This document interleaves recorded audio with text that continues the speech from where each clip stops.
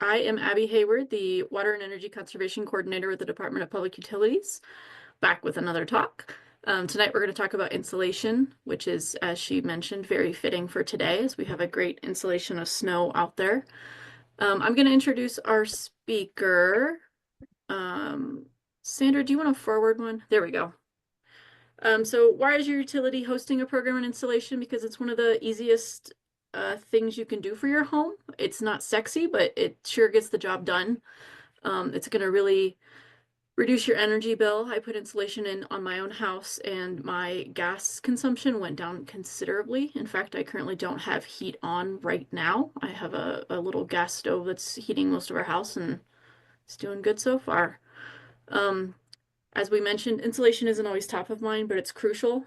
It's not the new heat pump or the new uh, bamboozle machine out there, but it's something that's very, very crucial and beneficial. And if even if you have the most efficient machine out there, if your envelope isn't insulated and sealed, you're just going to lose all that efficient air right out your home. As a reminder, we do have thermal cameras available through the libraries, both branches, if you want to investigate your own space for where you might see leakage. Sandra's going to show us some images later on that will illustrate what that might look like. Now to Sandra. Sandra McCardell has more than 20 years of promoting energy efficiency and sustainability. She founded Currency Energy in 1996, an energy efficiency consulting firm to businesses, nonprofits, government, and educational institutions. Her passion for the responsible use of water and energy generation is driving her consulting work, helping increase profits for organizations she works with. Currency's Sustainable Building Systems redefines construction norms with the highest quality sustainable materials and state-of-the-art products crafted from superior natural fibers and eco-friendly components. And I will hand it over to Sandra. Thank you so much, Abby, and thanks everybody for joining us on this snowy day. Really appreciate your taking the time to listen to a talk on insulation. Because it is quite timely. For this evening, we're going to kind of go through a little bit to help you understand what the context is of why it is that insulation is important, help you become familiar with different types, and then understand some of the considerations in how you decide to choose between insulation A and insulation B. And so you can see the agenda there. We'll go through introduction, history, types and considerations, and a little bit on funding. There we go. I'm having Zoom flashbacks too. It's been a while for all of us. So with regard to insulation, the first question I think is, why do you care? Why is insulation important? But if any of you have as much white hair as I do, you can think about times when you're sitting in front of a nice roaring fireplace with single paned windows behind you, and how one side of you is nice and toasty, the other side of you is not. So that's one of the reasons to be interested in insulation. It increases comfort. It also reduces costs, as Abby said. You can take advantage of current rebates, and I do that now before next year. You can also control airflow and quality of air. So, I was talking to my daughter earlier. She's in California. There's a fire. So they have the house closed up, and it's well insulated for California. So, because they all have asthma. So, it's important to be able to decide what type of air is in your house. Also increases your home's value, and then of course reduces climate impact through using less energy and makes your home more resilient.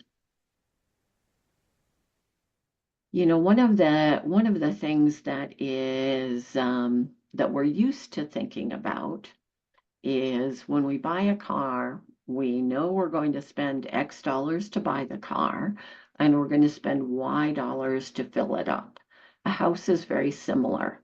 You purchase the building and the energy efficient or not elements of that building, and then you operate it over time. So there's the original purchase and the operations.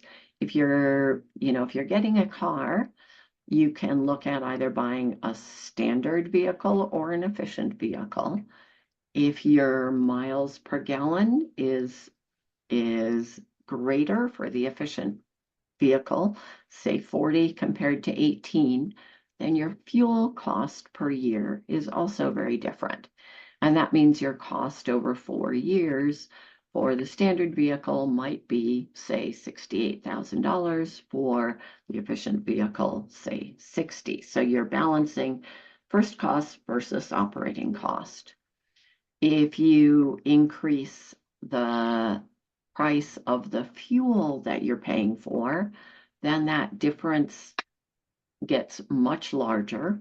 Your efficient vehicle is much kinder to your pocketbook than the standard was. And so you've got a difference, again, looking at the cost for 5 years of 108 versus 78. Then if you have incentives, which we currently have, to invest for manufacturers to invest in better technology, like with heat pumps, that will bring the original cost of the equipment down and make the maintenance lower. So then you have those market signals can make an even greater difference. If you look at a home, you don't want to look at each individual system. You have to look at the whole building. And there's some key linkages. Water, energy, very closely connected. And so when we reduce energy use and water use, we kind of get a double benefit. You've got indoor air pollution that's being recognized as a major hazard, especially for sensitive individuals. And then with the new technologies, control systems are able to control all sorts of things. So you can both understand what's going on in your house and control it better. It's kind of like looking at a meal. You want to make sure that you think about the whole meal, not just each individual dish, unlike my grandson, who will not eat one thing with anything else. So building science connects the way that everything it works together. And one example, since we were talking about Zoomitis during COVID, is that with the onset of COVID, there are a lot of enhancements that were made to air filtration systems. So you want to make sure that the air is being circulated through much more quickly on the one hand, but on the other hand, that increases energy use. So a lot of improvements were made to be able to balance those two together.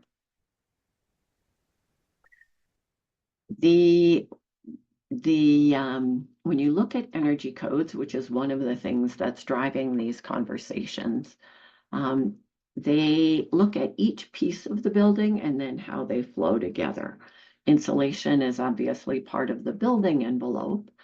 And for the building envelope, what you really want to make sure that you have right is the heat transfer. And there are 3 ways that heat can be transferred.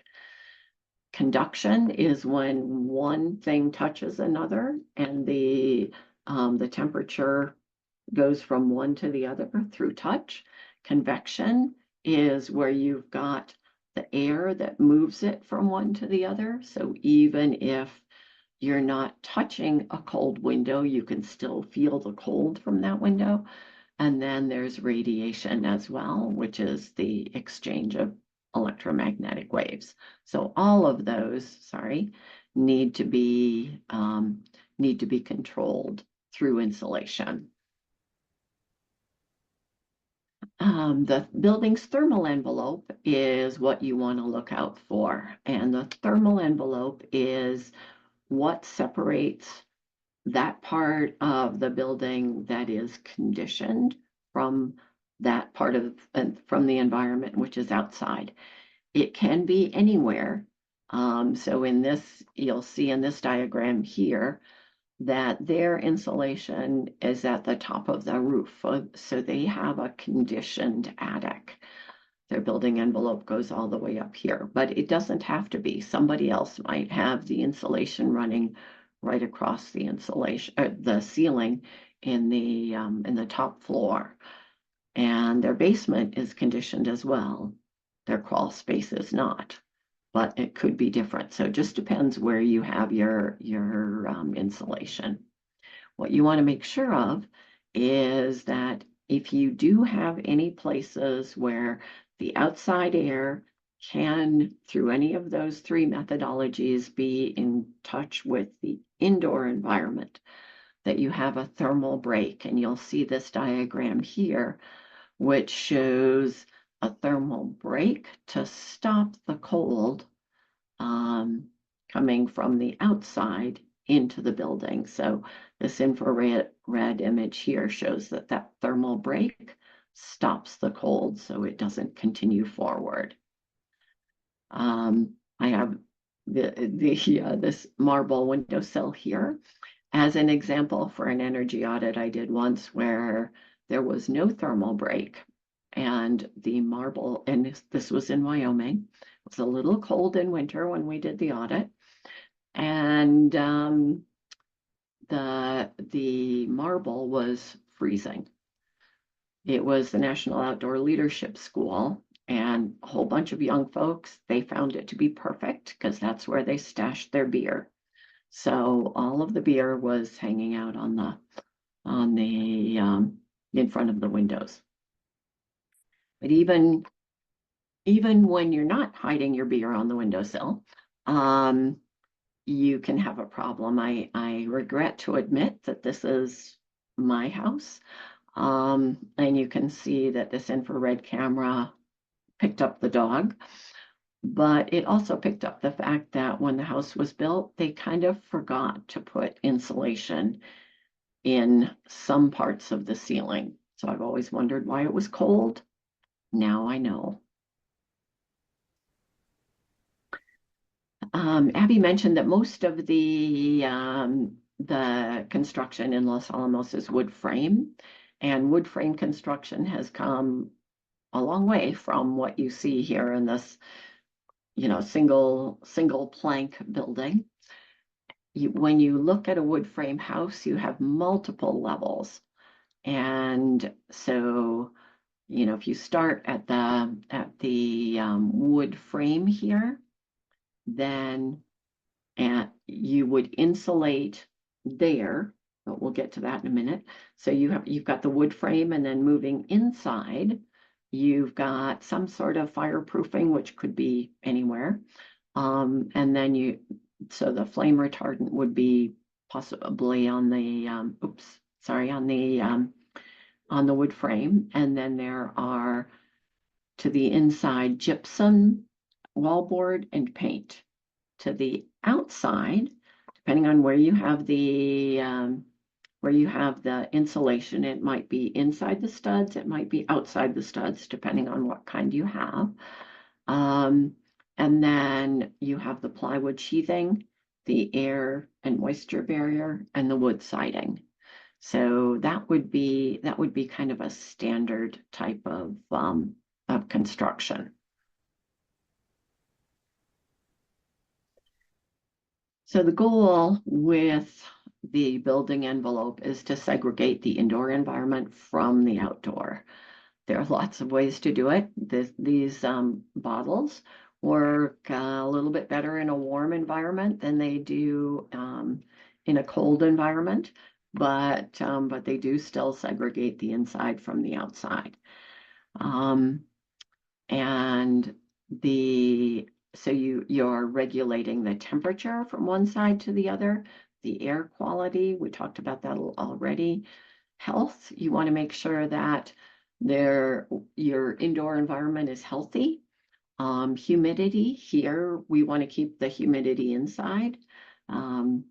in other parts of the world, you want to keep the humidity outside. And then it is also important to be resilient in the face of climate change, so that if we should happen to lose power in this snowstorm, as Abby was saying, she doesn't really have to worry about freezing to death because she's got enough insulation. Her gas is keeping her warm. And then as part of that, sustainable materials are important. Insulation, however, is not the only thing you need to worry about. It is air leakage that you need to control first. Somebody once explained to me, because I was saying, it's just a little hole. It's just a little hole. What do you care? But if you take, one little hole and another little hole, and you add them all up on the assumption they're not really right next to each other, then you've got a gale blowing through your house. And so if you added all of those little holes up, and then consider the fact that you're pulling the cold air in, you're creating a wind tunnel. So you need to be really careful about building air leakage. It has a great effect too. These slides are from B Public Prefab, which is in Santa Fe, and they build, as you can see, heavily insulated prefab houses, but they first look at air leakage. And so this here, super insulated IECC 2021 code air tightness. You can see that's the highest bar here. And that's the code that is now being used in Los Alamos. If you go better than that code, down to super insulated passive air tightness, over here, you can see that you reduce your annual energy use by 60% and your peak load by 67, which means that you can downsize your heating system. So, before you think about insulation, think about air leakage too.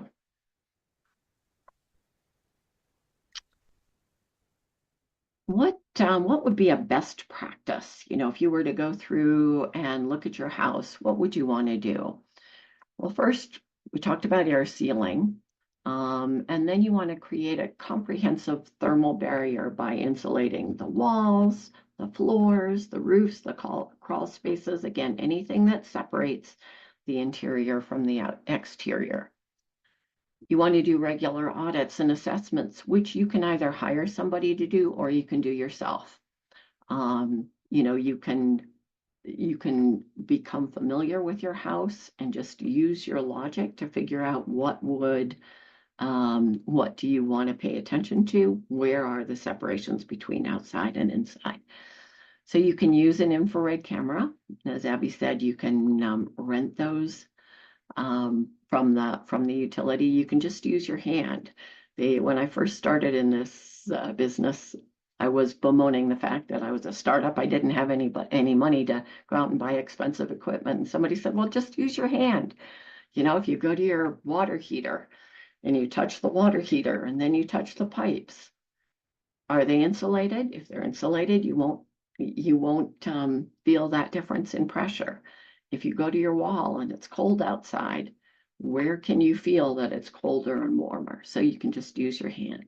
Or if you do have air leakage, then you can use a candle and go around and see where the candle flame moves. Don't tell the fire department I suggested that.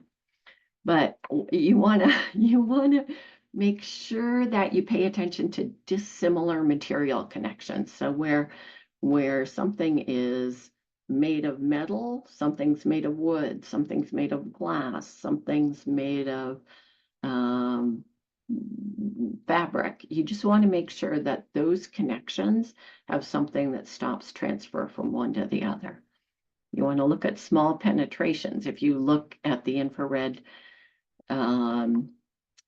image here at the bottom, you can see that somebody insulated this. That's good, but they didn't do a very good job. So there are still dark blue cold places where the air is seeping in around the foam.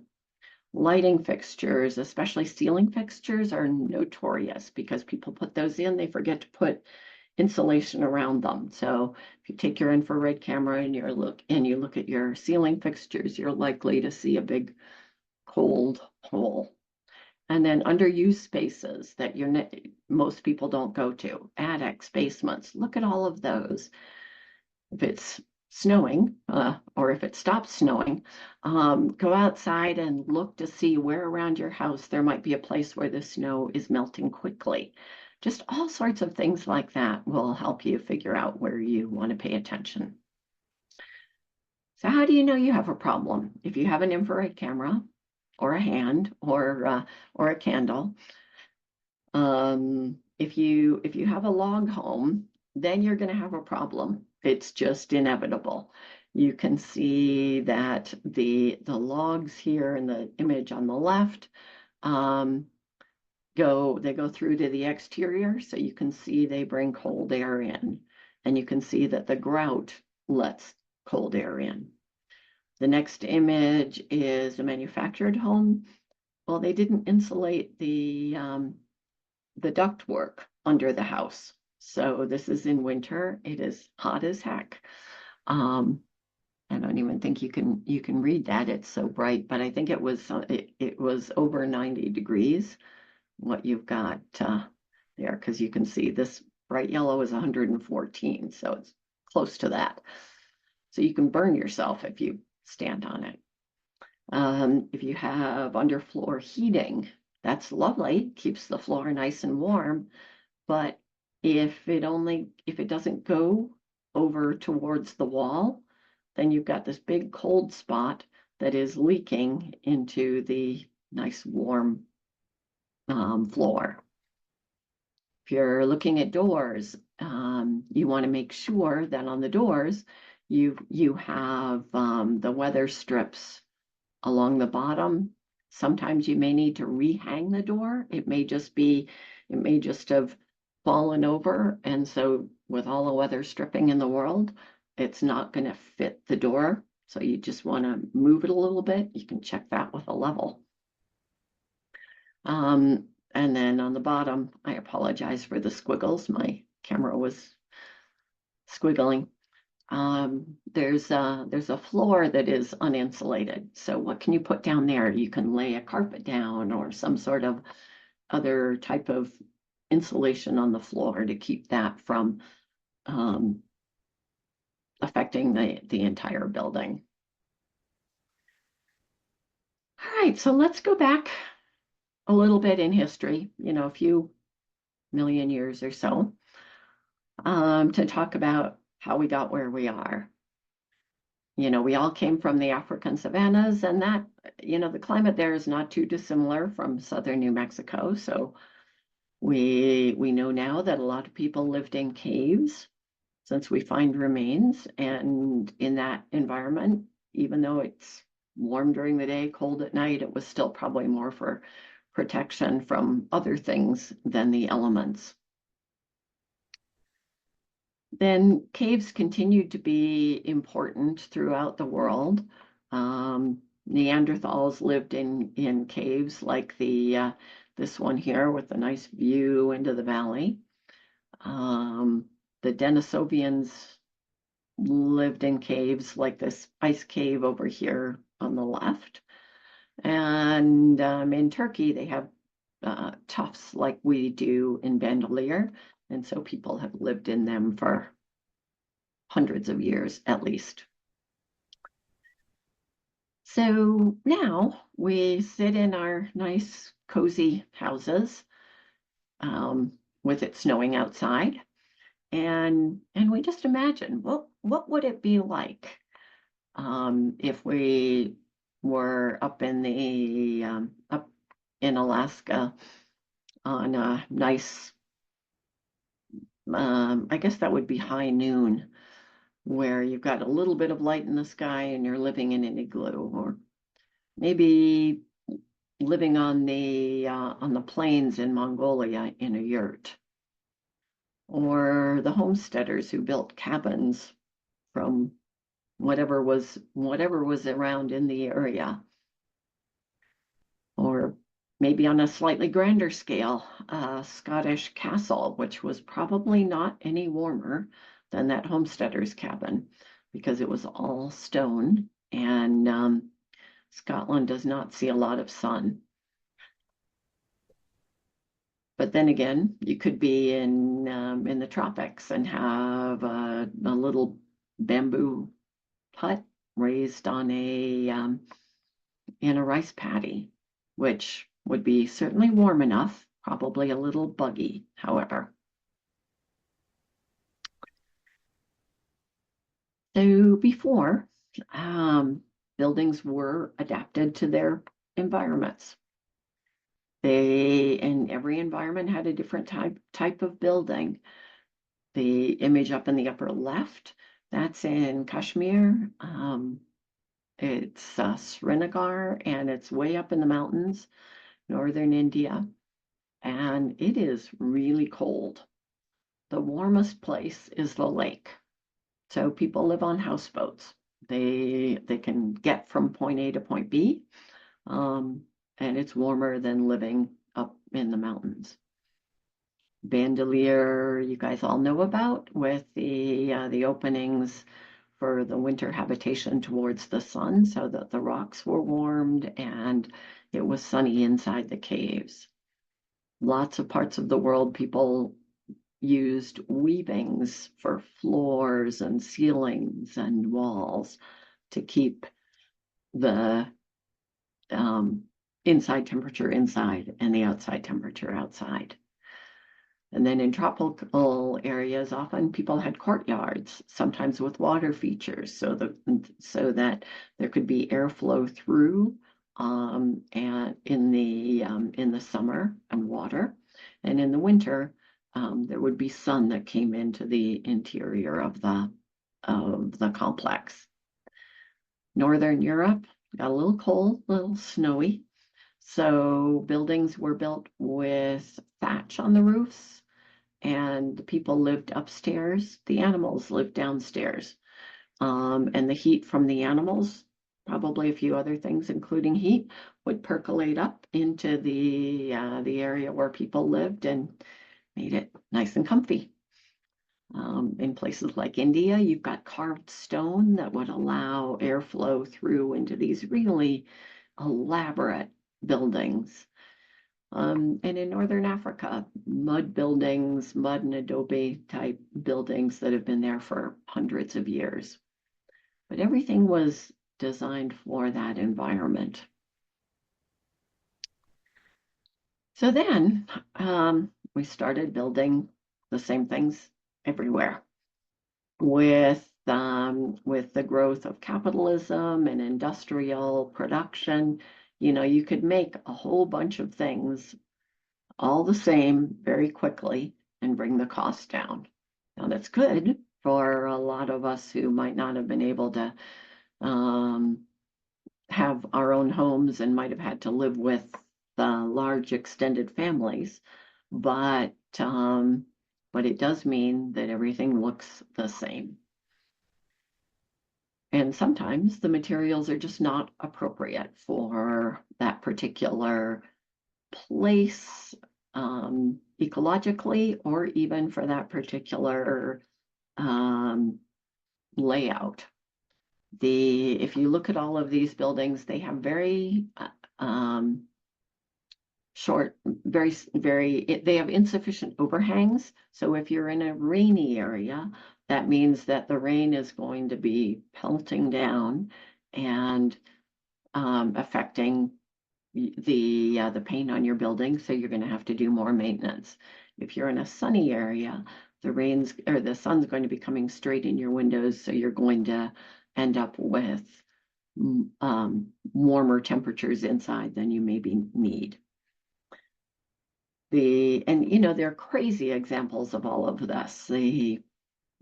Cinder block homes in the tropics. They look lovely, but they're just cinder block, and they get really, really hot. There are some of those in Las Cruces. There are also some in Albuquerque. and I've lived in some of them, and they're not comfortable.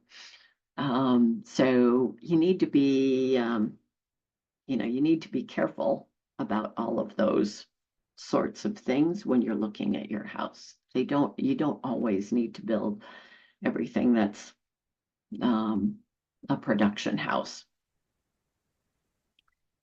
Insulation, however, is one thing that where there's so much variety, you can choose things that are traditional, things that are newly developed. It has been a huge innovation.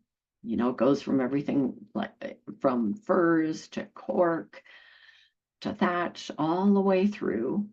And those improvements tend to often be more appropriate for the environment than what is now done. And I say that because long years ago we did an energy audit at Okeowinge, and we compared a traditional adobe home to a HUD home, and the HUD home was about 20% less efficient than the traditional home. So we wrote up this really lovely report that said, just do what you used to do. Excuse me, I did not change that slide. There we go.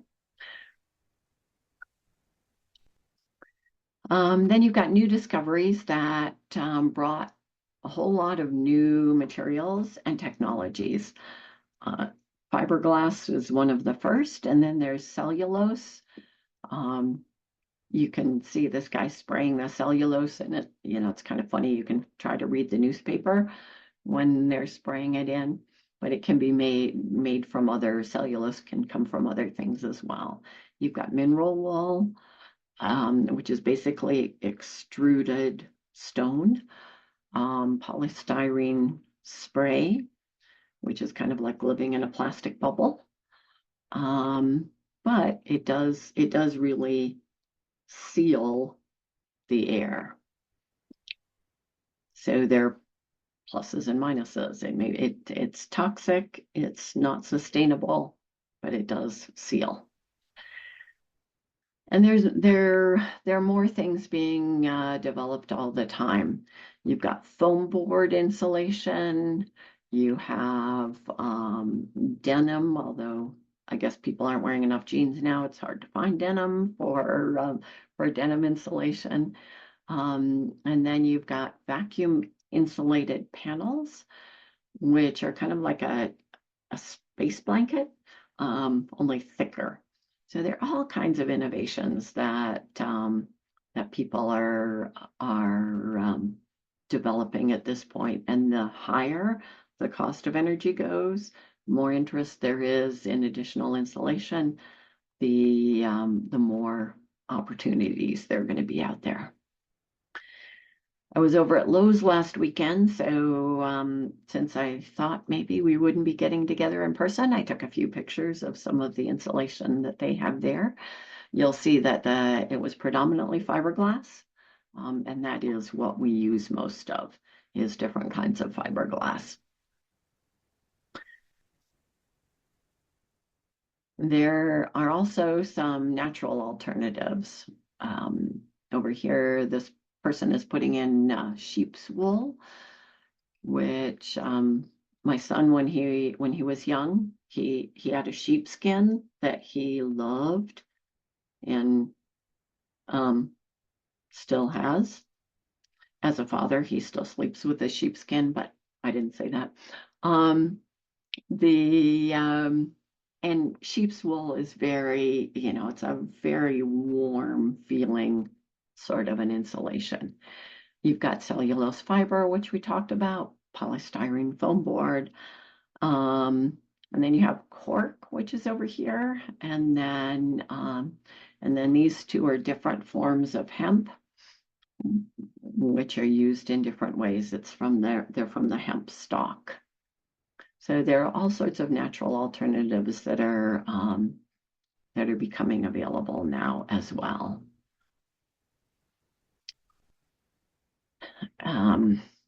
This next slide, I just love I love the title, which I pulled. I pulled it wholesale from the site that's noted down below. But you know, you can just glance at it and see how many ways people have tried to figure out how to be more comfortable in their buildings. There are just so many of them.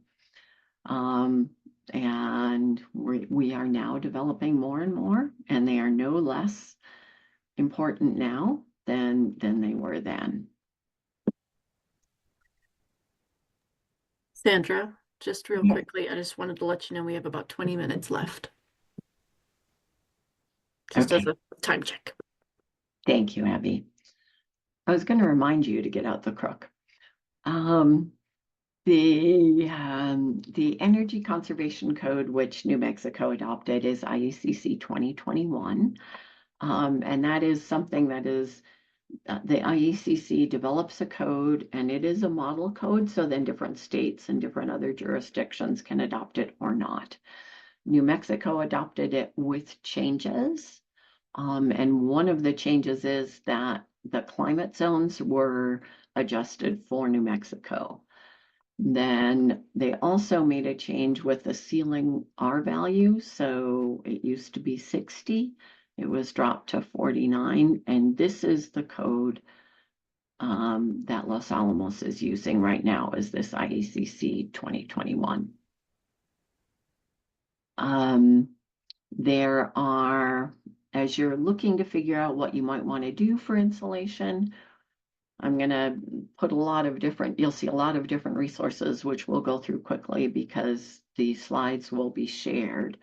But the Energy Star has a lot of information on yardsticks, recommendations, and so on and so forth. And you can see from the map where the different climate zones are. Climate zones, as you know, are used for planting, and they're used for energy codes and everything else. But this is a good resource to go to. And you'll also note that we're in 5B. So in zone 5, if you don't have insulation in your attic, then your ceiling is supposed to be at R60. If you do, then it's supposed to be at R49. We don't really have attics in New Mexico, so you can see why that change was possibly made from 60 to 49 in New Mexico.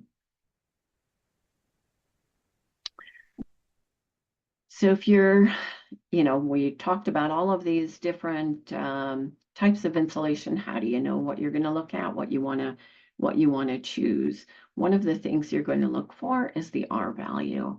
And the R value is the thermal resistance value. And it's based on the material's properties and its thickness. So for instance, if you have a fiberglass bat and the R value is 3.14, if you had 2 of them, then you would double that because it would be a double thickness. So you can go through and figure out which of these has the highest R value, and then figure out how much of it you would need. Yeah, if you have any questions, we can we can talk about that. But given that I'm talk too much, I'm going to try to move forward. So now we've got, we go into some information on various resources. This is some of the Energy Star information on insulation. And in summary, when you're choosing your insulation, you first want to make sure you close off all those other penetrations and thermal pathways. You've got that all done. Then you want to look at the material cost, the availability. As you all know, not everything is available now the way we all remember it used to be. We may misremember, but everybody complains that the supply chain is broken. I can't get whatever. So you want to make sure that you look at both cost and availability. Who are your local installers? What's the R value? What's the cost to install it? Because the material cost is one piece. What's the installation cost? How easy is it to install? If you, depending on where you're putting it in, it may be easy or not. And then what are your savings over time? Not only in terms of energy, using less energy, but also in terms of maintenance. And is it important to have something that's mold resistant? Is it important to have something that lets vapor through, even if it doesn't let moisture through? Toxicity, off-gassing, what rebates are there? And what insurance effects are there? Sometimes different insurance companies will say, yes, we'll reduce your insurance cost for this type of insulation as opposed to that. And then where are you installing it? Which is one of the things in the table that we looked at for the code. There is also funding for energy efficiency improvements, and this snazzy little QR code is from Abby, so you can go onto the Clean Energy New Mexico website and see what there is. Again, if you're thinking of doing this, it's probably good because some of those rebates are federal, so it's probably good to do those this year. Oops. And then here's some general explanatory resources. I'm not going to play any of the YouTubes now, but there are a couple of them on insulation types, why your house is losing heat, insulation materials. I'm taking the opportunity for a little bit of an ad and saying you might want to look at hemp as well, since that's part of what I do. And so you can look at those afterwards. Again, a lot of other resources that are available, and feel free to peruse those. We were talking about heat pumps, and Mitsubishi has some good resources. This is their commercial training, but they have others as well. So that is about it. I thank you all, and I also thank Abby for making me hurry. And if you have any questions, I am more than happy to see if I can address them. All right, thank you, Sandra. We have a couple of questions. One is someone wants to know if they can get the links that you have all in your presentation. So is it okay if we send out the presentation that has all the links in it? Absolutely. Okay, so we will do that. So you all can have all of those links because it looks like there's lots of information to check out. I have a couple other specific questions. And if you have other questions, feel free to type them in now. Someone said they were walking around their neighborhood this evening, and they noticed, a lot of the houses still had snow on their roofs, but theirs was all melted or fallen off. But they don't have an attic to insulate. The roof line is basically the ceiling. Is there anything they can do to stop the heat going out of their roof? So Abby can help on this as well, but I think the first thing is go borrow an infrared camera from the library.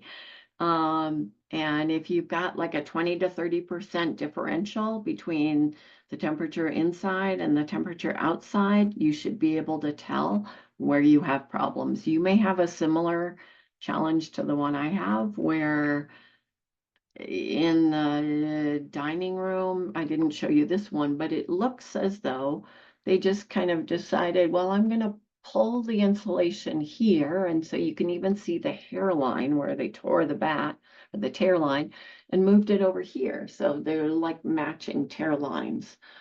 So, for that, probably the easiest thing to do would be to pull the ceiling down and just re-insulate it because there's so much in my dining room. In other places, you may be able to talk to an insulation contractor and have them use a spray to put insulation up between the studs. It just depends on your situation, but first figure out where the problem is and what it is. Abby, do you want to add to that? No, that sounded good. Unless you need a roof replacement soon rather than later, you could do it from the outside, but ultimately it sounds like you're gonna have to add something.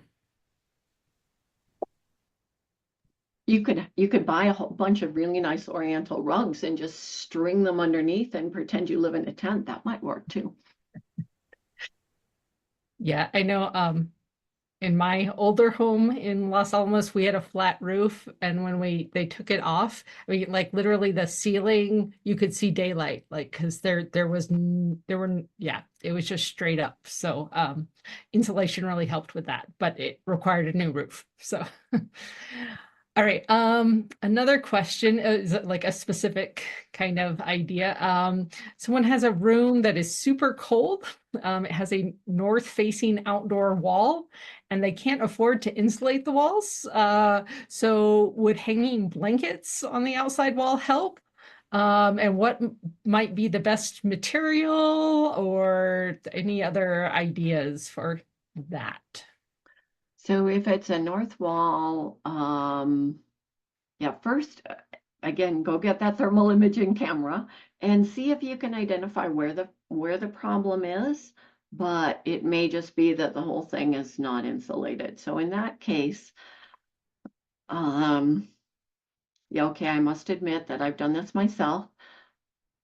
Go to Goodwill, look through all the bedding, find some old quilts, and then find something you like and put what you like in front of the old quilt, either sew it or just hang them up.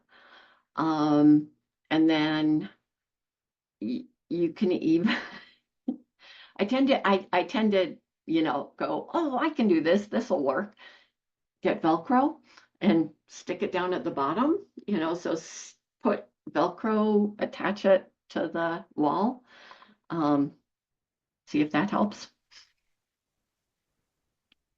There's also, I mean, you can also get non-toxic types of insulation that you can put on the inside, so you can fur in the inside of your wall, and move it in. So you could look for that as well, but it's the cheapest way is probably visiting your local Goodwill thrift store. Well, we do have those in town. Um, does anyone have any other questions? Those are the ones. Oh, wait, I got another one. Okay. This person says they have a small and inaccessible attic. Air sealing would seem to be more important than just insulation in this case. I assume adding spray foam would require the removing of the roof or the ceiling.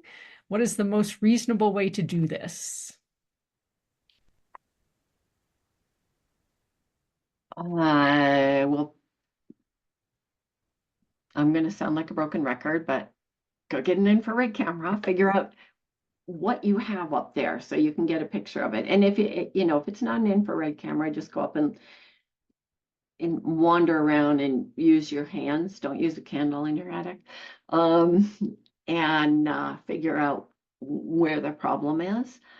It is probably a combination. And if you're going to do air sealing, there are many different ways that you can do that. You can you can foam seal it. Foam does really seal and it expands, so that really does fill holes. But you have to make sure that you're okay with something that is toxic. And you have to make sure you don't care how it looks because it's really ugly. You can also get other types of insulation. My preference tends to be for non-toxic. So, you could get something like a wool or mineral wool, which is probably not quite as good because it can get wet and stay that way, but a wool, a hemp wool, those are probably, or some cellulose like the denim, and kind of stuff that into the areas. So you could try that, and then use that for air sealing plus insulation. But you could think, I would think about that option, kind of doing it on your own. And then I would also ask an insulation contractor to come up and take a look, because if they're going to insulate, they should also seal the air. So I would probably do both of those and see which one makes better sense.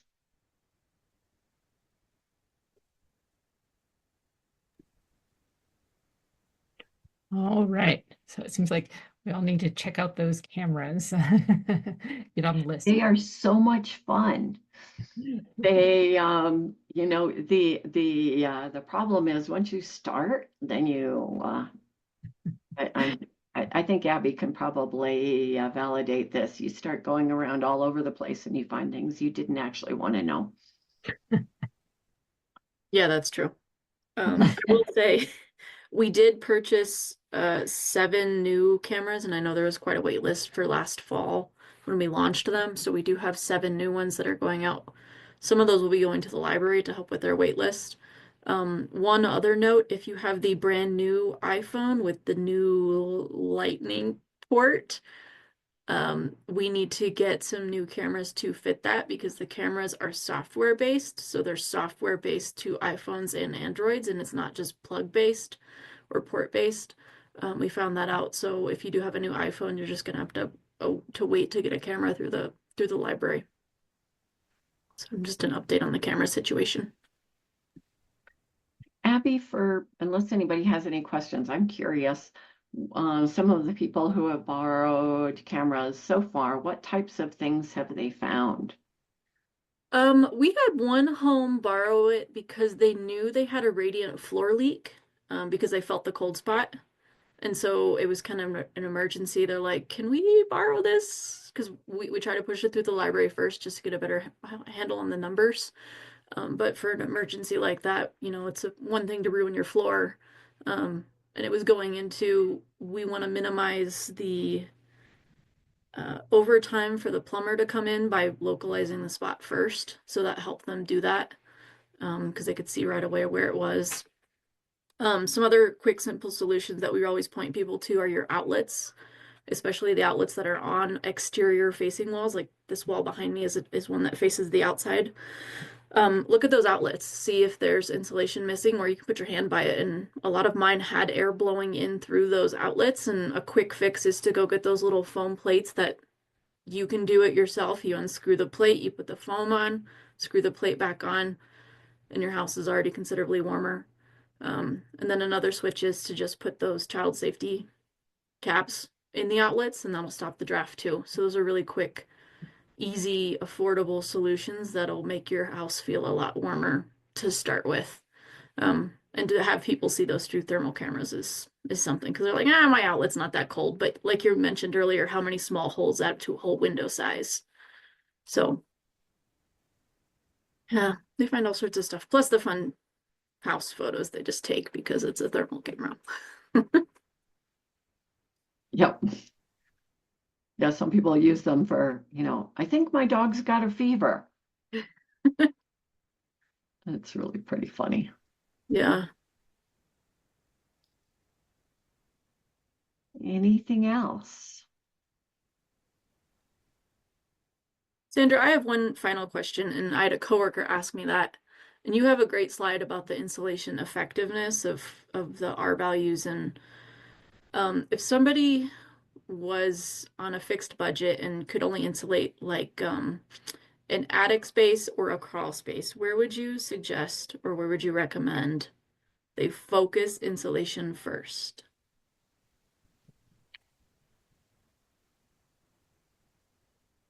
If they had to spend the money on one of those spaces. One of those. Yeah. You ask tough questions.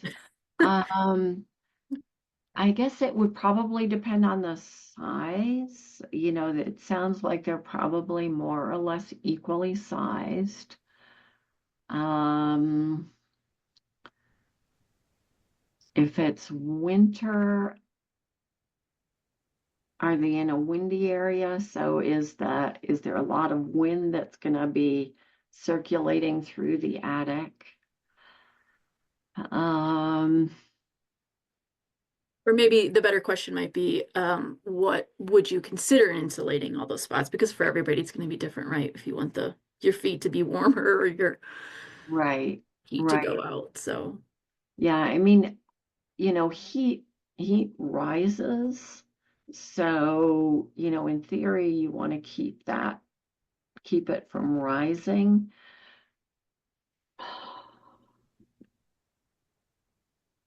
But I would say I I would say get the thermal get the thermal imager, figure out which is worse. But okay. probably a function of it's probably a function of, you know, how much wind, how much crawl space, you know, how much are is the crawl space in contact with the ground? So where are you getting the greatest environmental effect? Okay. And then, as you say, where are they? You know, do they spend? If it's a two-story house, do they live upstairs more or downstairs more? Okay. And I'll tell them to watch your presentation. There you go. Thank you. I knew you were going to ask me a toughie. All right. Well, I think that's all the questions we received. So I want to thank everyone again for joining us today. And thank you, Sandra, for a great talk. And we will try to send out the slides to all of you since we should have your email from when you registered. So we will send it to that email. And this video recording of this presentation should be up on YouTube within a few days, maybe by next week, given the snow. And I also wanted to mention Peak will send you an email survey. If you could respond to that, I know if you're like me, you tend to delete surveys, but if you could fill it out for us, just let us know, especially if there's other programs you would like to hear about, or if you have specific questions that we could like help have some more programs to help answer this. So with that, I think that will conclude our program tonight. So thanks again for joining us. Thank you very much for joining us on a snowy winter that's not quite winter evening. Thanks very much for hosting, Abby.